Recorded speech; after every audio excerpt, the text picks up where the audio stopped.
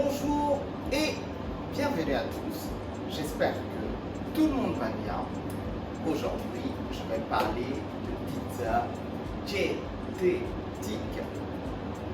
On va dire la pizza que vous pourrez manger quasiment tous les jours sans pour autant préoccuper de la partie calorique. D'abord, dans un premier temps, il faudrait savoir qu'est-ce qui est vraiment calorique dans une pizza. Certes, il y a la pâte à pizza, c'est-à-dire ce que vous allez mettre d'abord dans votre pâte à pizza, car il y a déjà des pâtes à pizza qui sont déjà assez caloriques que d'autres. Mais il faudrait savoir que une pâte à pizza, en fait, est presque comme une pâte à pain. Donc c'est comme en fait du pain. Il n'y a qu'un seul ingrédient qui va les différencier. Mais là n'est pas la question. Aujourd'hui, nous, on va plus s'intéresser à comment faire pour avoir la pizza le plus diététique que possible. Le premier aspect, c'est que c'est la crème fraîche. Il faudrait éviter la pizza avec de la crème fraîche. Il faudrait d'abord savoir d'un point de vue historique, la crème fraîche, c'est beaucoup plus français au niveau de la pizza. Sinon, vous allez dans des pays comme l'Italie et tout ce qui s'ensuit, où généralement, en globalité, lorsqu'on parle de pizza, et de la vraie pizza napolitaine ou la pizza margarita, c'est avec de la sauce tomate. Donc, priorisez la sauce tomate. Maintenant, au niveau des sauces tomates, priorisez aussi les sauces tomates que vous pourrez fabriquer ou les sauces tomates qui viennent en poche. Bien souvent, vous avez aussi des sauces tomates qui sont dans les conserves. Ils sont aussi pas mal, même si moi je priorise ceux en poche. Ils sont bien souvent de meilleure qualité comparés à ceux qui se retrouvent dans les boîtes de conserve. Maintenant, moi je préfère la sauce tomate au basilic. Après, à votre convenance de faire comme vous voulez. Maintenant, au niveau des choses qu'on va retirer.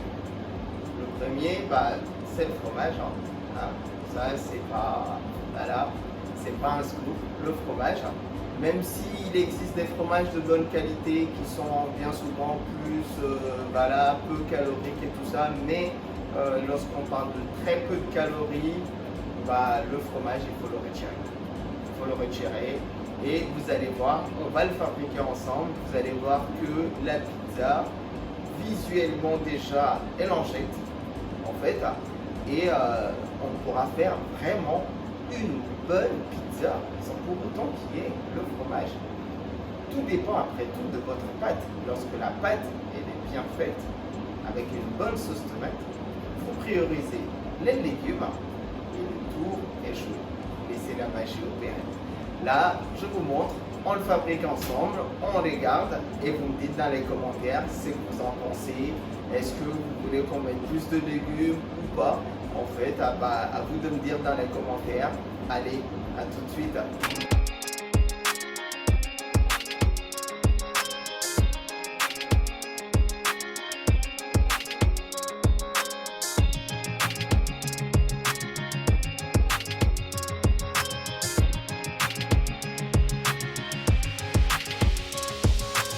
On commence. Étape numéro 1. Moi j'utilise de la farine de maïs, en fait, c'est dans ma recette, donc du coup je la tamise toujours pour éviter qu'il y ait des petits grains droite à gauche. Okay. Donc du coup vous la tamisez, vous vérifiez bien, là j'ai ma farine de maïs. Okay. Ok, donc du coup, la deuxième étape, là, c'est mon pâton. En fait, il faudrait que votre pâte, ça j'ai déjà fait des vidéos là-dessus, c'est-à-dire qu'elle soit vraiment, que le pâton il soit vraiment bien rond au moment où vous la posez, sinon vous faites le tour. comme ce que je viens de vous montrer. Après, pour faire les bords, on appuie, on tourne, on appuie, on tourne, on appuie, on tourne. Voilà. On est régulier. Voilà.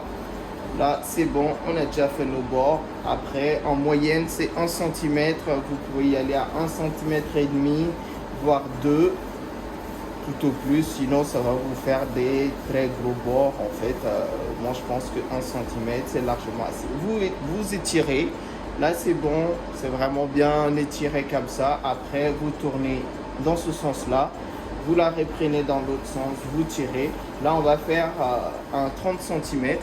Là déjà, on a déjà pratiquement la taille de notre pizza. Donc du coup, je vais poser mon disque là pour prendre le bâton. J'ai déjà fait, hop, vous tirez d'un côté. Là, vous le tirez comme ça, à la main. On n'a pas besoin d'un rouleau. Et le disque, on n'est pas censé le voir. Donc là, pour le saucing, c'est simple. Là, j'ai ma sauce tomate avec le basilic. Vous la posez au centre. Et ensuite, après, on est parti pour faire la spirale. Et on se limite à nos bords. Là, la seconde étape, ça va être de mettre les ingrédients dessus. On va se placer là. Je vais juste déplacer. Je suis désolé pour la caméra. Hop. On va la baisser légèrement pour avoir une meilleure vue. Voilà. Hop. Voici.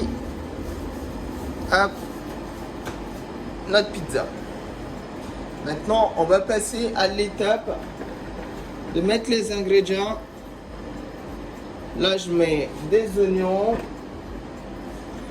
le champignon. Pour la répartition, j'avais déjà expliqué là-dessus. Vous faites, si vous ne savez pas trop vous repérer, vous faites haut, bas, gauche, droite. Et ensuite, après, les intermédiaires. On met toujours le maximum d'ingrédients à l'extérieur et le minimum à l'intérieur.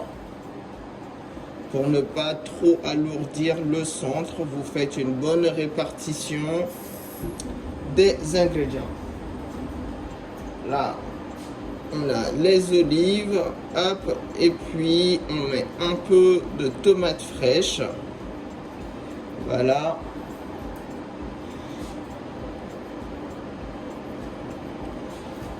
Et maintenant, on rajoute le dernier élément. Hop, hop, hop, hop, hop, hop, hop.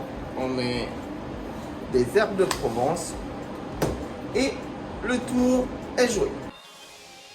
Une pâte fraîche, légumes frais, sauce tomate au basilic, un temps de cuisson relativement rapide et voilà le moment magique, une pizza à la croûte dorée avec une texture croustillante.